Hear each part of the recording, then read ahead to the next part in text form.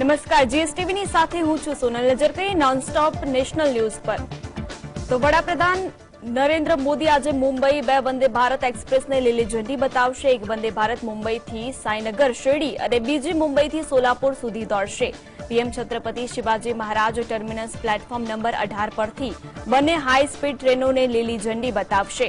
આ ટ્રેન મુંબઈથી શેરડીથી સાંઈબાબા અને મુંબઈથી પંઢરપુર જતા શ્રદ્ધાળુઓ માટે વરદાન સાબિત થશે.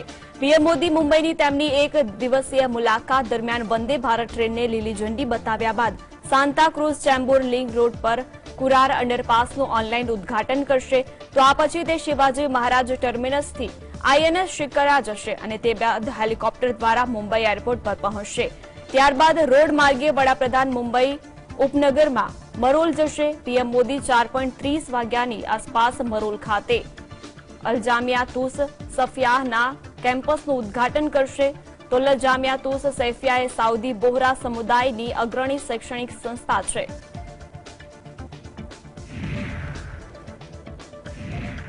ઉદ્યોગપતિ ગૌતમ અદાણીના બિઝનેસ ગ્રુપ પર હિન્ડનબર્ગ રિસર્ચ રિપોર્ટની તપાસ માંગ કરતી અરજી પર સુપ્રીમ કોર્ટ આજે સુનાવણી કરશે. અરજીમાં સુપ્રીમ કોર્ટના નિવૃત્ત જજની દેખરેખ હેઠળ રિપોર્ટની તપાસની માંગ કરવામાં આવી છે. એડવોકેટ વિશાલ તિવારીએ CJI justice DY Chandrachud, justice PS Narasimha અને જસ્ટિસ જેબી પારડીવાલાની બેન્ચ સમક્ષ મામલાની વહેલી સૂચિબદ્ધ કરવા માંગ કરવામાં આવી હતી. ગયા સપ્તાહની શરૂઆતમાં એડવોકેટ એમએસ શર્માએ યુએસ સ્થિત ફર્મ હિન્ડનબર્ગ રિસર્ચના શોર્ટ સેલર નાથન એન્ડરસન અને ભારત અને યુએસના તેના સહયોગીઓ વિરુદ્ધ નિર્દોષ રોકાણ અને અદાણી જૂથનું કથિત રીતે શોષણ કરવા બદલ સર્વોચ્ચ અદાલતમાં બીજી પીઆઈએલ દાખલ કરી હતી.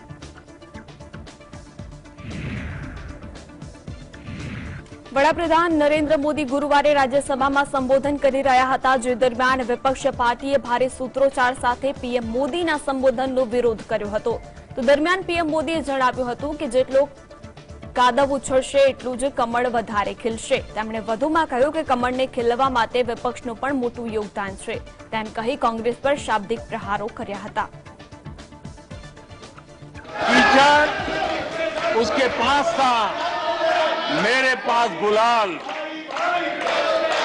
जो भी जिसके पास था उसने दिया उछाल.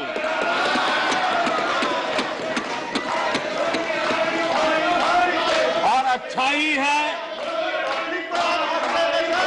जितना कीचड़ उछालोगे कमल उतना ही ज्यादा खिलेगा.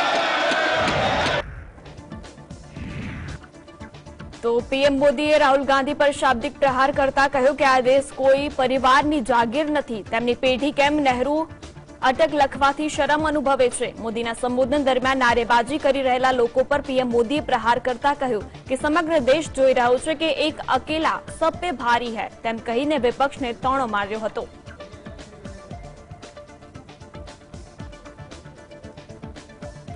लेकिन मुझे ये समझ नहीं आता है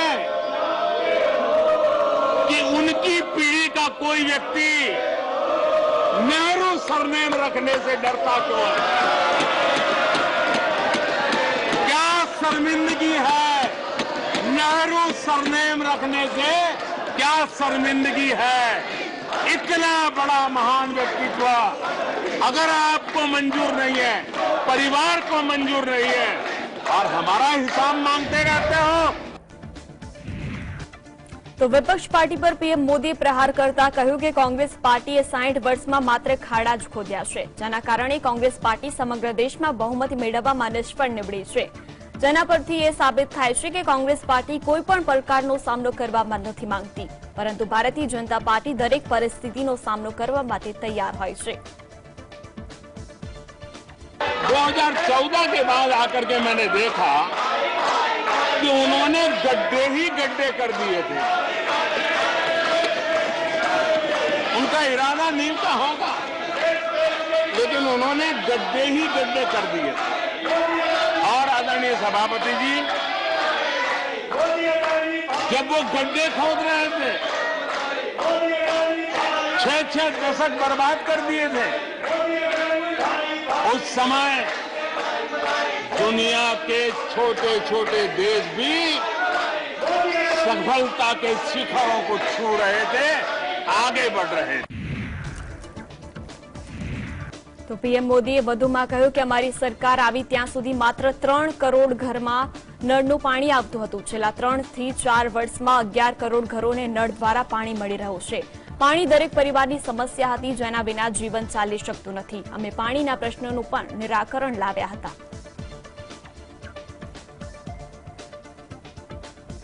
सरकार में आने तब तक सिर्फ 3 करोड़ घरों तक नल से जल मिलता था। आदरणीय सभापति जी, पिछले 3-4 साल में आज 11 करोड़ घरों को नल से जल मिल रहा है। મોદીના સંબોધન દરમિયાન નારેબાજી કરી રહેલા લોકો પર પીએમ મોદીએ પ્રહાર કરતા કહ્યું કે સમગ્ર દેશ જોઈ રહ્યો છે કે એકલા સબ પે ભારી હૈ, તેમ કહીને વિપક્ષને પણ ટોણો માર્યો હતો.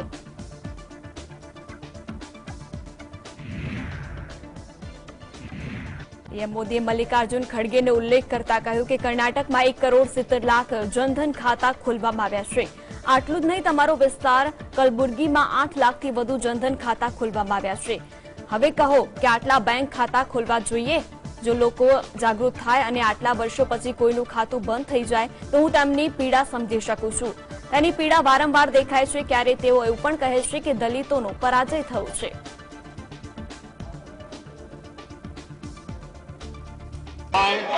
लोग इतने जागरूक हो जाए और किसी का इतने सालों के बाद खाता बंद हो जाए तो उनकी पीड़ा मैं समझ सकता हूँ. और बार बार उनका दर्द झलकता है और मैं तो हैरान हूँ. कभी कभी यहाँ तक कह देते हैं एक दलित को हरा दिया. अरे भाई, उसी इलाके की जनता जनार्दन है, उसने दूसरे दलित को जीता दिया. अब आपको जनता नकार दे रही है, आपको हटा रही है, आपका खाता बंद कर रही है और आप रोना यहाँ रो रहे हो. ભાજપના રાષ્ટ્રીય અધ્યક્ષ જેપી નડ્ડા ગુરુવારે ત્રિપુરાની મુલાકાતે પહોંચ્યા હતા. આ મુલાકાત દરમિયાન જેપી નડ્ડાએ કહ્યું કે ત્રિપુરાના વિકાસ માટે 5 વર્ષ પહેલા મેનિફેસ્ટો બહાર પાડ્યું હતું. તેમાંથી તમામ બાબતો પર ભારતીય જનતા પાર્ટીએ કામ કર્યું છે. ભાજપની સરકાર બન્યા બાદ ત્રિપુરામાંથી લાલ આતંકવાદનો અંત આવ્યો છે. તેમાં ત્રિપુરાના અનેક વિસ્તારમાં વિકાસના કામો પણ ભાજપ સરકારે કર્યા છે. कुछ बातों के लिए त्रिपुरा से अलविदा हो जाएगा, उसका निकास द्वार होगा, उसका एग्जिट डोर होगा. त्रिपुरा की धरती पर 2018 के बाद वो बातें नहीं दिखेंगी. और आज मैं गौरव के साथ कह सकता हूं कि हम लोगों ने त्रिपुरा की धरती से लाल आतंकवाद को अलविदा कह दिया और उसको समाप्त कर दिया. તો તુર્કી અને સિરિયામાં આવેલા વિનાશક ભૂકંપને લઈને સમગ્ર વિશ્વ સંવેદના વ્યક્ત કરી રહ્યું છે. ત્યારે ઓડિશામાં આંતરરાષ્ટ્રીય રેત કલાકાર સુદર્શન પાટનકરે પુરીન દરિયા કિનારે રેત શિલ્પ બનાવી શ્રદ્ધાંજલિ આપી. તુર્કીમાં આવેલા વિનાશકારી ભૂકંપના માર્યા ગયેલા લોકોને રેત શિલ્પ સાથે શ્રદ્ધાંજલિ વ્યક્ત કરવામાં આવી.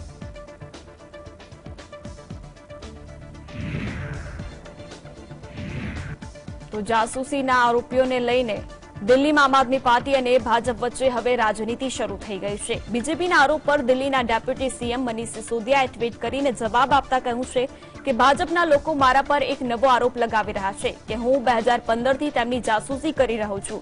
આ પહેલા મીડિયા સાથે વાત કરતા બીજેપી સાંસદ મનોજ તિવારીએ કહ્યું હતું કે દિલ્હી સરકારના deputy CM Manish Sisodia feedback યુનિટના બહારને રાજકીય નેતાઓની જાસૂસી કરતા પકડાયા છે. તો દિલ્હીના કરદાતાઓના પૈસાથી દિલ્હીના વિકાસના કામ કરવાને બદલે ગેરકાયદેસર જાસૂસી કરવામાં આવી રહી છે. તપાસ એજન્સીઓને તેને પકડી લીધો છે અને હવે ડેપ્યુટી સીએમ મનીષ સિસોદિયા વિરુદ્ધ કેસ નોંધવાની પ્રક્રિયા શરૂ થઈ છે.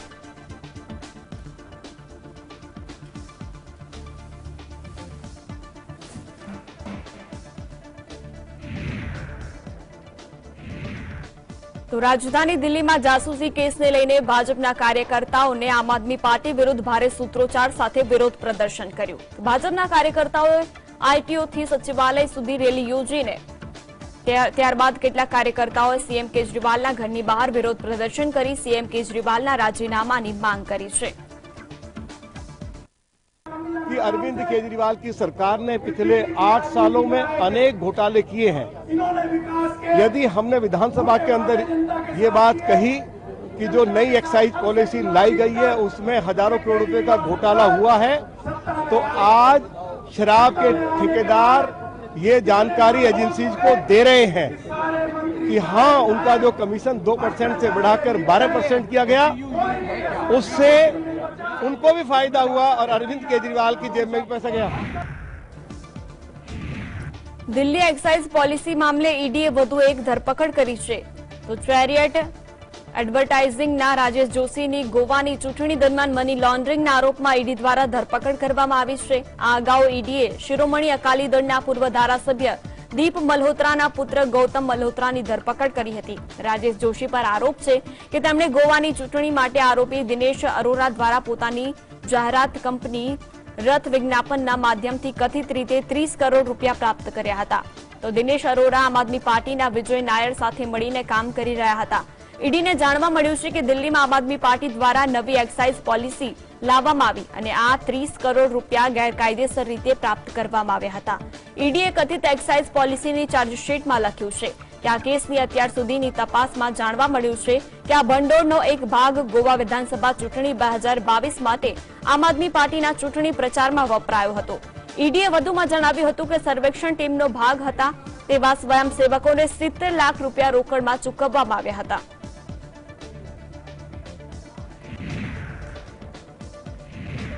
પશ્ચિમ બંગાળના બજેટ સત્રના પહેલા દિવસે તૃણમૂલ કોંગ્રેસે ભારતીય જનતા પાર્ટીને ઉત્તર બંગાળ માટે અલગ રાજ્ય બનાવવાની માંગ પર પોતાનું વલણ સ્પષ્ટ કર્યું છે.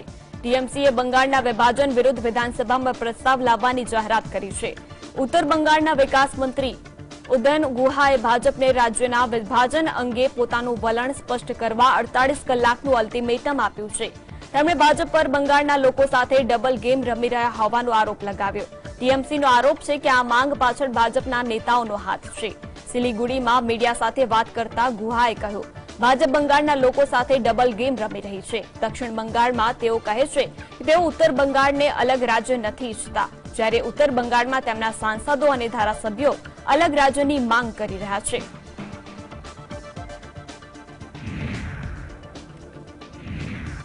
Animal welfare board of India દ્વારા દેશના ગાય પ્રેમીઓને 14 ફેબ્રુઆરીએ કાઉ હગ ડે તરીકે ઉજવવાની અપીલ કરી છે.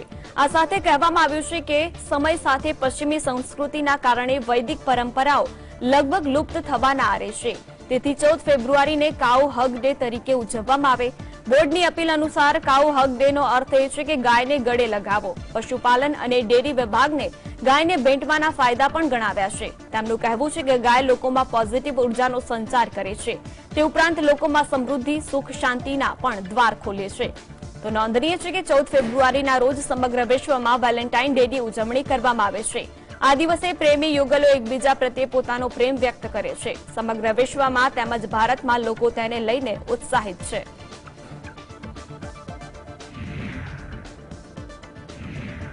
અમેરિકા દ્વારા ચીનના જાસૂસ બલૂનને તોડી પડાતા અમેરિકા તેમજ ચીન વચ્ચે તણાવ છે. ત્યારે અમેરિકી રાષ્ટ્રપતિ જો બાઇડને મોટું નિવેદન આપતા કહ્યું છે કે અમેરિકા ચીન સાથે કોઈ પણ પ્રકારના સંઘર્ષ નથી ઈચ્છતું. યુએસ પ્રમુખ જો બાઇડને કહ્યું છે કે ચીનના જાસૂસી બલૂનને ગોળીબાર કરવા પર મતભેદ છે, તો પરંતુ યુએસ આ મુદ્દે ચીન સાથે કોઈ ટકરાવ ઈચ્છતું નથી. ચીનના સંરક્ષણ મંત્રાલયે કહ્યું છે કે અમેરિકા જાણી જોઈને આ મુદ્દાને અતિશયોક્તિ કરી રહ્યું છે. તો જે બાદ હવે રાષ્ટ્રપતિ જો બાઇડને કહ્યું છે કે અમેરિકા ચીન સાથે કોઈ પણ પ્રકારનો સંઘર્ષ નથી ઈચ્છતું. અમે ચીન સાથે સંપૂર્ણપણે હરીફાઈઓમાં છીએ, પરંતુ અમે મુકાબલો કરવા નથી માંગતા. અમે અત્યાર સુધી છીએ. અમેરિકા અને વિશ્વના હિત માટે ચીન સાથે કામ કરવા માટે તૈયાર છીએ, પરંતુ જો અમને નુકસાન પહોંચાડશે તો અમે ચોક્કસપણે અમારી સુરક્ષા કરીશું.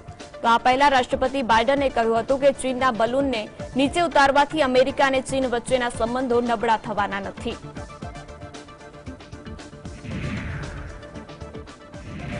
તુર્કી અને સિરિયામાં 6 ફેબ્રુઆરીએ આવેલા ભૂકંપથી કુલ મૃત્યુઆંક 15,000 ને પાર થયો છે. 60,000થી વધુ લોકો ઘાયલ થયા છે. તો આ ઉપરાંત હજારો લોકો હજુ કાટમાળ નીચે દટાયેલા છે અને કાટમાળ નીચેથી મૃતદેહ મળવાનો સિલસિલો પણ યથાવત છે.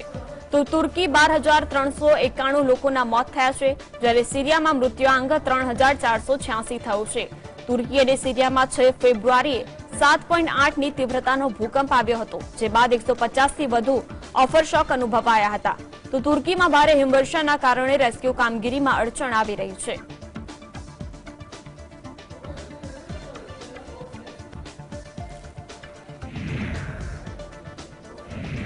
ટ્વિટરના માલિક બન્યા બાદ એલોન મસ્ક કંપનીની સ્થિતિ સુધારવા માટે અનેક પગલાં ભરી રહ્યા છે. તો આ દરમિયાન કંપની ચટણીના દોરનો પણ સામનો કરી ચૂકી હતી. તો હવે માઇક્રો બ્લોગિંગ પ્લેટફોર્મ ટ્વિટરે ભારતમાં પણ સબસ્ક્રિપ્શન સેવા શરૂ કરી છે. તો ભારતમાં ટ્વિટર બ્લુ ટિક સબસ્ક્રિપ્શન માટે અલગ અલગ ચાર્જ વસૂલવામાં આવશે. તેમાં વેબ યુઝર પાસેથી દર મહિને $650, જ્યારે મોબાઈલ યુઝર માટે $900 પ્રતિ મહિના ચાર્જ નક્કી કરવામાં આવ્યો છે.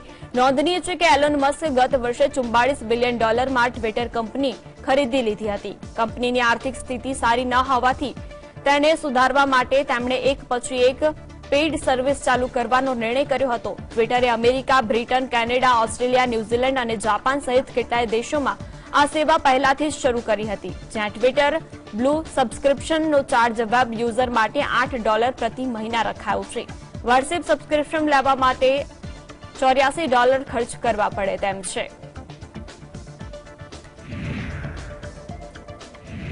ભારતીય સેનાએ જમ્મુ અને કાશ્મીર રાજ્યમાં પોતાની ઉત્સાહ અને હિંમતનું ઉદાહરણ રજૂ કર્યું છે. કાશ્મીરમાં સતત હિમવર્ષાના કારણે અનેક લોકો મુશ્કેલીમાં મુકાયા છે, ત્યારે કાલરસ બ્લોકમાં આવી જ એક ઘટના પ્રકાશમાં આવી છે, જ્યાં એક ગર્ભવતી મહિલા લેબર પેઇનથી પીડાઈ રહી હતી.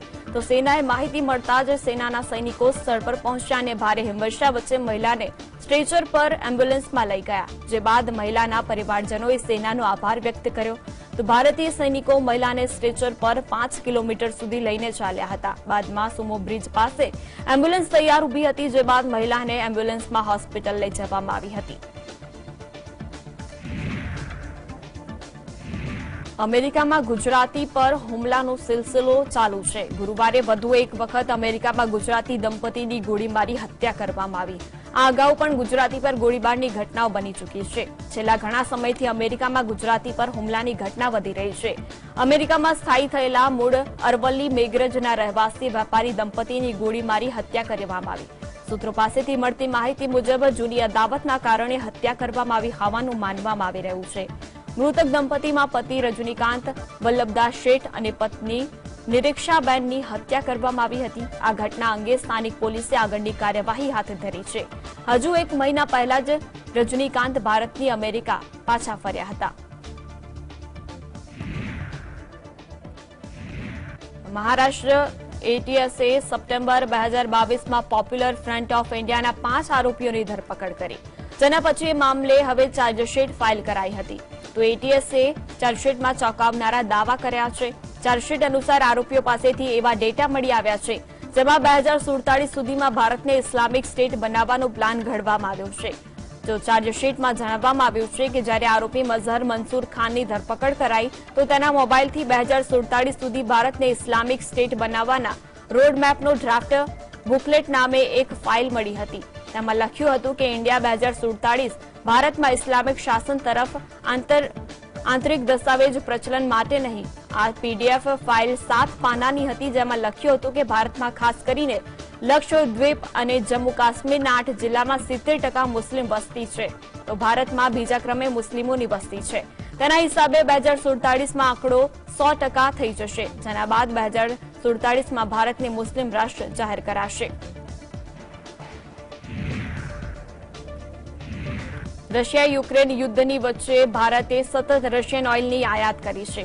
તો પાકિસ્તાનના પૂર્વ વડાપ્રધાન ઇમરાન ખાને પણ ભારતની આ વિદેશ નીતિની પ્રશંસા કરી છે. પરંતુ કેટલાક દેશો એવા પણ હતા જેઓ ભારત પર પ્રતિબંધ લાદવાની વાત કરી રહ્યા હતા, અને હવે અમેરિકાએ તે તમામ માંગણીઓને સદંતર ફગાવી દીધી છે અને વાત પર ભાર મૂકીને કહ્યું છે કે ભારત પર કોઈ પણ પ્રકારનો પ્રતિબંધ લાદવામાં આવશે નહીં. યુએસ સ્ટેટ ડિપાર્ટમેન્ટમાં આસિસ્ટન્ટ સેક્રેટરી કેરેન ડોન ફ્રાઇડેએ જણાવ્યું હતું કે અમે ભારત પર કોઈ પ્રતિબંધ લાદવાના નથી.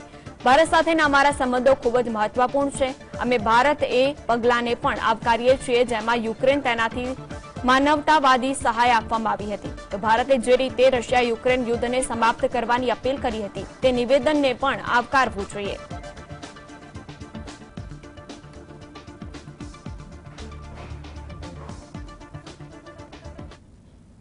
તો ભારતને તુર્કી સિરિયાના ભૂકંપ સાથે સીધો કોઈ સંબંધ નથી, પરંતુ નેધરલેન્ડના જીઓલોજિસ્ટે આ ભૂકંપને ભારત માટે મોટી ચેતવણી ગણાવી છે.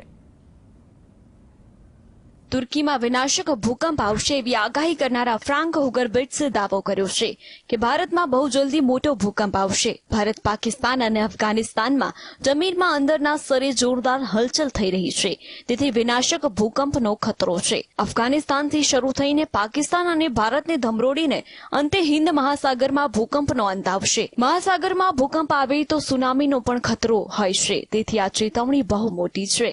છેલ્લા 2 દાયકામાં જ ગુજરાતના કચ્છ, કાશ્મીર, ઉત્તરાખંડ અને પછી પાડોશના પાકિસ્તાન, નેપાળમાં ભારે તબાહી વેરનાર ભૂકંપ લોકોએ જોયા જ છે. તો ફ્રાન્કના દાવાને ખોટો ગણાવનારા પણ ઘણા લોકો છે. તેથી સામાન્ય લોકો માટે સાચું શું ને ખોટું શું એ નક્કી કરવું મુશ્કેલ છે, પણ આ ચેતવણી બહુ મોટી છે તેનો ઇનકાર ના કરી શકાય. Bureau report, GSTV. તો ભારતને તુર્કીના ભૂકંપ સાથે સીધો કોઈ સંબંધ નથી, પણ ભૂસ્તરશાસ્ત્રીઓ આ ભૂકંપને ભારત માટે મોટી ચેતવણી ગણાવી રહ્યા છે. આ વાતને સમજવા માટે સિરિયા અને તુર્કીમાં આવેલા ભૂકંપની અસરોને સમજવી પડશે. ઇટાલીની નેશનલ ઇન્સ્ટિટ્યૂટ ઓફ જીઓફિઝિક્સ એન્ડ વોલ્કેનોલોજીએ દાવો કર્યો છે કે તુર્કી સિરિયામાં ભૂકંપના કારણે જમીનની અંદર 10 ફૂટની બહુ જ મોટી તિરાડો પડી ગઈ છે. આ તિરાડ નાની નથી, પણ સળંગ 150 કિલોમીટર લાંબી છે. મતલબ કે 150 કિલોમીટર લાંબા પટ્ટામાં જમીન 2 ભાગમાં વહેંચાઈ ગઈ છે. તુર્કીની જ ઇજમીરી ડોકુઝ ડોક્ટર હસનના દાવા પ્રમાણે જમીન અંદર 3 ફોલ્ટ લાઇન તૂટી ગઈ છે અને સળંગ 500 કિલોમીટર સુધી ફોલ્ટ લાઇન તૂટેલી દેખાય છે. આ પહેલા કદી આટલી મોટી તિરાડ ભૂકંપના કારણે નથી પડી. ઇટાલીની નેશનલ ઇન્સ્ટિટ્યૂટ ઓફ જીઓફિઝિક્સ એન્ડ વોલ્કેનોલોજીએ દાવો કર્યો છે કે આ તિરાડો વિનાશક ભૂકંપના કારણે પડતી સામાન્ય તિરાડો નથી, પણ વાસ્તવમાં તુર્કી સિરિયામાં જમીન 10 ફૂટ ધસી ગઈ છે. તુર્કી નજીકના ભવિષ્યમાં ટાપુ બની જાય એવો ખતરો હોવાનું ઇટાલિયન ભૂસ્તરશાસ્ત્રીઓ માની રહ્યા છે. Bureau report, GSTV.